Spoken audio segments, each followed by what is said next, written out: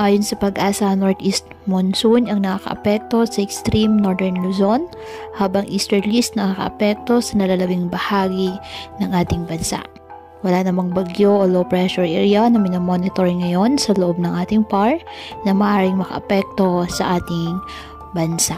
Ngayong araw, dahil po sa easterlies, ang Albay, Sorsogon at Catanduanes asahan na maulap na kalangitan na may kalat-kalat na pag-ulan at thunderstorms, at ang Batanes at Babuyan Islands asahan ang bahagyang maulap hanggang sa maulap na kalangitan with isolated light rains dahil po sa amihan.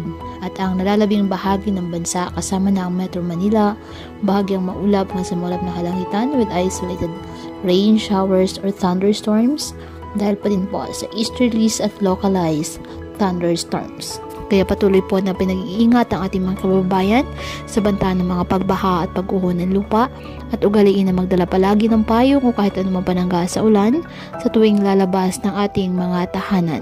At yan po muna ang update sa lagay ng panahon ngayong araw. Muli patuloy po tayo na mag-ingat at palaging tandaan, God loves you. Stay safe and God bless.